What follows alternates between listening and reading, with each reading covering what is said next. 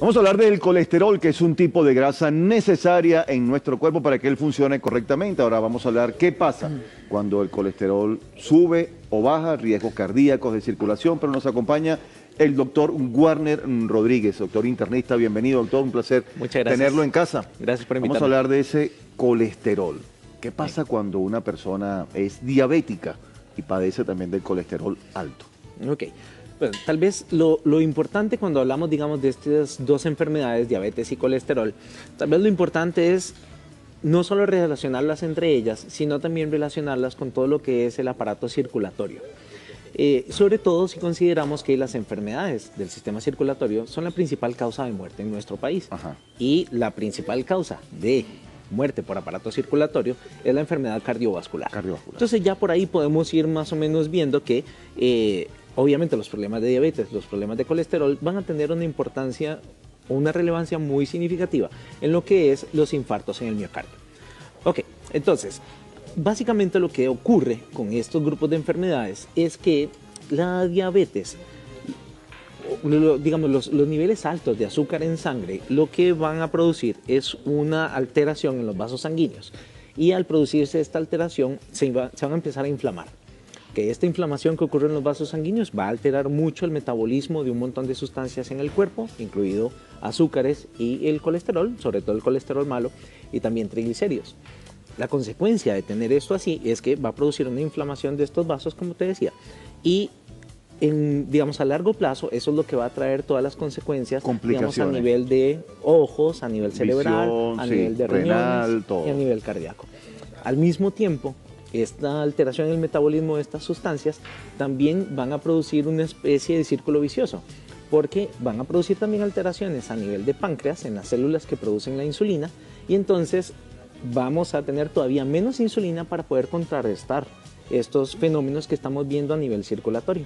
Y entonces aumentan los niveles de azúcar, aumentan los niveles de colesterol y triglicéridos, y al mismo tiempo disminuimos todavía más la posibilidad del páncreas de producir insulina. Claro. Doctor, en el caso de una mujer diabética, ¿cuáles serían los riesgos? Los riesgos de ser diabética, una mujer.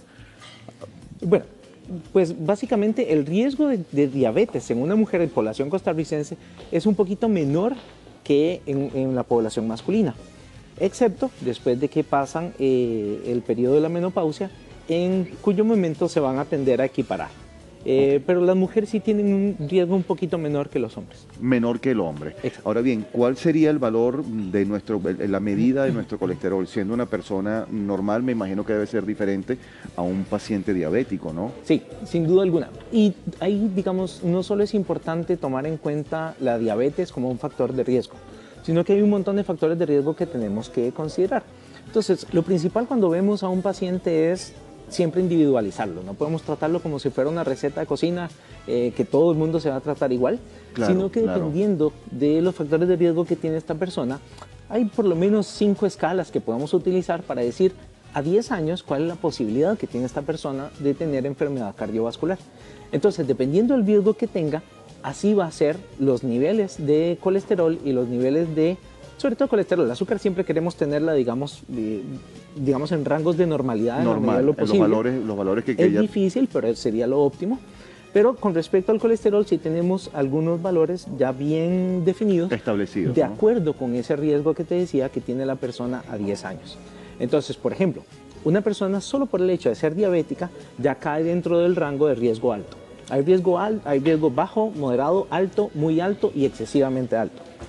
Solo por ser diabético, sin tener ni un solo otro factor de riesgo, ya cae dentro del riesgo alto. Entonces, este es el grupo de personas que queremos tener el colesterol malo, que es el LDL, abajo de 100. Pero una persona que tiene riesgo excesivamente alto, queremos que tenga ese nivel de LDL abajo de 55. Entonces, como podrás ver, realmente es bastante variable ese rango. Hay un rango variable. Exacto. Esto también tiene que ver con lo que usted acaba de mencionar, de individualizar a cada paciente. Correcto. Ahora bien, nuestros abuelitos, esas personas de tercera edad, ¿qué riesgos tienen ellos al ser diabéticos?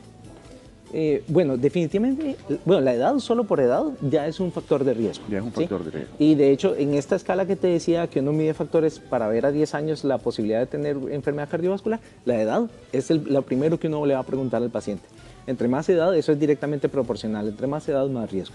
Entonces, sí, sin duda alguna, digamos, el adulto mayor tiene mayor posibilidad. Hay que agregar otras cosas. Usualmente no es que sean solo diabéticos. Usualmente no solo que tengan edad mayor, es que usualmente ya son personas con sobrepeso, ya son personas con hipertensión arterial, ya son personas que pueden ser diabéticas, ya probablemente han fumado en algún momento, porque recordemos que hace algunos años todavía no se sabía lo malo que era el cigarrillo, ¿verdad? Entonces todavía son personas que estuvieron expuestas, digamos, a este grupo de enfermedades.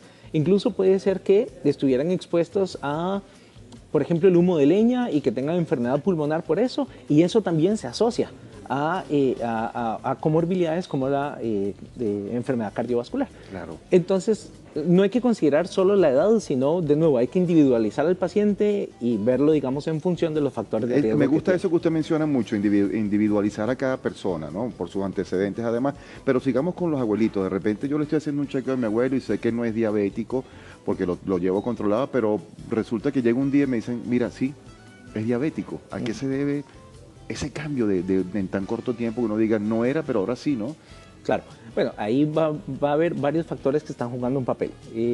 Número uno va a ser la resistencia a la insulina que tenga esta persona.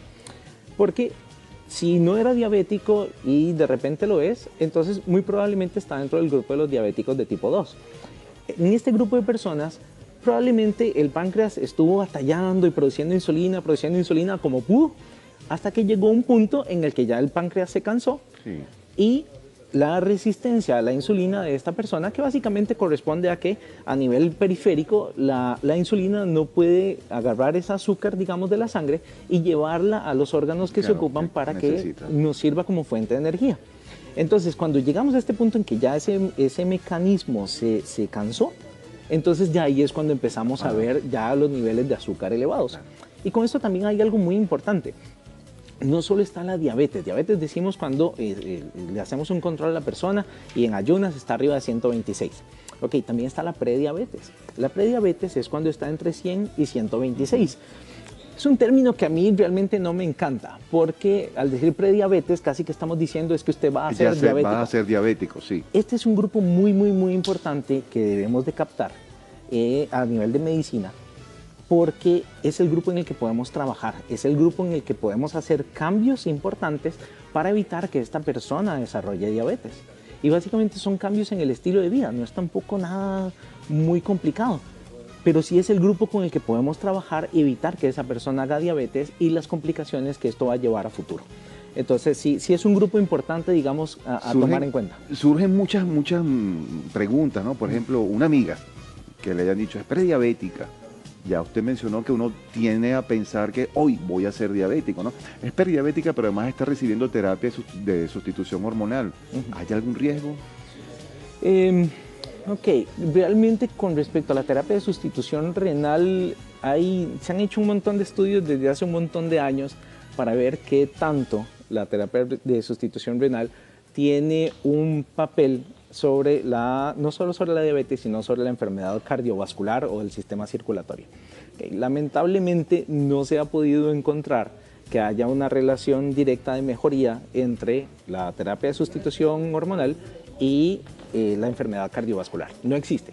Entonces, se sigue manteniendo que la única indicación franca, real, para dejar terapia de sustitución renal es para una mujer que está en el periodo menopáusico y que tiene muchos síntomas relacionados con la menopausia. Eso se sigue manteniendo, pero para efectos de, digamos, disminuir la posibilidad de que haga diabetes o disminuir la posibilidad de que haga enfermedad cardiovascular, pues realmente no hay.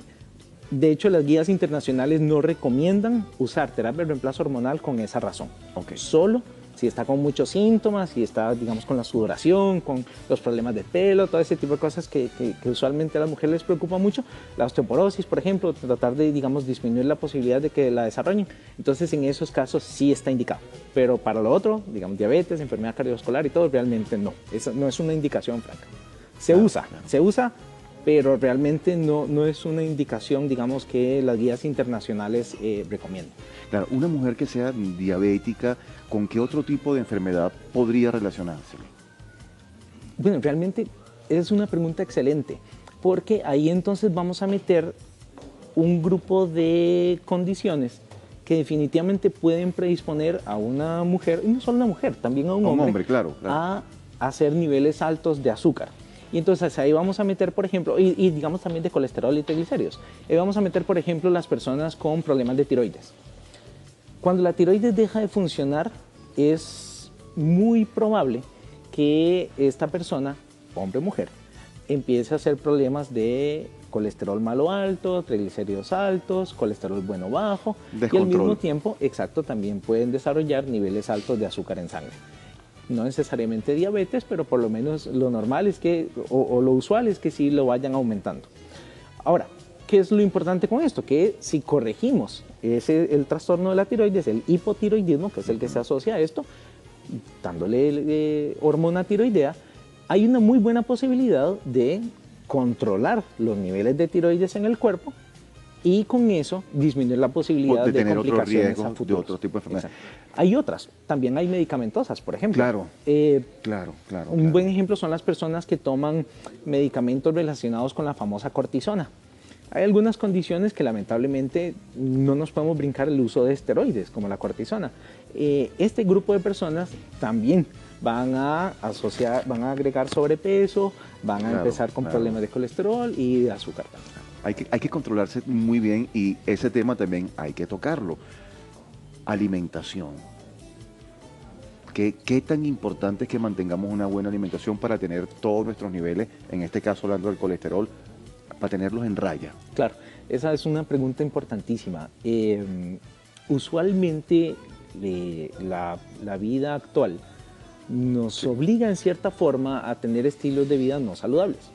Entonces uno dice, bueno, es que no estoy haciendo ejercicio porque tengo mucho trabajo. O no estoy comiendo bien porque tengo poco tiempo. Exacto, tengo 15 minutos para almorzar y al frente hay un restaurante de comida chatarra y entonces voy, como algo y me regreso rápido. Ese tipo de estilos de vida son precisamente los que nos están llevando a tener este tipo de enfermedades crónicas o más bien aumentar la prevalencia de estas enfermedades crónicas. Entonces, podemos hacer cambios definitivamente. Debemos hacerlo. De hecho, hay que hacerlos. Es importantísimo la dieta. Entonces, tenemos que evitar a toda costa las grasas trans, ¿verdad? Frecuentísimo, digamos, que uno pique con una galleta, que uno pique con un pedacito de cualquier queque cosa que se nos aparece, nos las comemos, sí, es cierto. ¿Verdad? Y obviamente sin contar la pizza y el pollo frito y todas esas cosas, las hamburguesas. La hamburguesa, sí, es cierto. Todo eso es justo lo que tenemos que evitar. Eso tiene una relación directa con el aumento de triglicéridos y con el aumento del colesterol malo, el LDL. ¿Qué más podemos hacer? Bueno, definitivamente tenemos que hacer ejercicio. Fundamental. 30 minutos de ejercicio moderado, ojalá 5 días a la semana, si podemos 6, fantástico. Y si podemos todos los días, mejor. Mejor aún. Va a disminuir significativamente la posibilidad de hacer este tipo de trastornos crónicos y al mismo tiempo de sufrir enfermedad cardiovascular. Entonces 30 minutos diarios es algo que realmente podemos sacar. Es algo que debiéramos de sacar, por más que estemos muy ocupados y que mucho trabajo y todo, pues 30 minutos pues realmente no se nos va a acabar el trabajo, no se nos va a alterar el trabajo por hacer 30 minutos de ejercicio. Entonces es cierto, siempre tenemos ese espacio. Hay algo también muy importante, perdón que te interrumpa, que muchos de mis pacientes me preguntan y tiene que ver con la ingesta de licor. Ajá, tema muy importante. Exacto. Hay como mucha cosa en el ambiente con respecto al licor, al punto de que hay gente incluso que dice que no, yo nunca me va a dar un infarto porque yo tomo vino todos los días. Con esto hay que tener un poquito de cuidado porque sí hay estudios recientes que han demostrado que la ingesta etílica moderada, y quiero hacer énfasis en el moderado, sí aumenta los niveles de colesterol bueno. Y eso sí, digamos, es un factor protector. Tener el colesterol bueno alto, lo queremos tener lo más alto posible, ¿sí? Entonces, todas las medidas que podamos hacer para levantar ese colesterol alto, y vamos a meter entonces el ejercicio, consumir ácidos omega 3, que también son muy famosos, ¿verdad? Nos van a ayudar, digamos, en una forma parcial. Tampoco es que lo van a elevar muchísimo, pero por lo menos te van a ayudar en algo, podamos es cierto, hacer, exacto, es esa ayuda. cierto. Pero entonces, lo importante es que estos estudios recientes sí han demostrado que consumir una copa de vino o un traguito de algún licor sí aumenta moderadamente los niveles de HDL. Y de nuevo, el énfasis en el 1 y es una copita y no una botella. Es importante, solo por si acaso, menos mal que usted lo está resaltando, doctor. Una copita y no una botella. Exacto. En el almuerzo. Exacto. Nos ayuda. Doctor, de verdad, doctor Warner, un placer haberlo tenido en casa y bueno, y por todas aclararnos estas dudas. No, muchas gracias por la invitación. Gracias. Vero.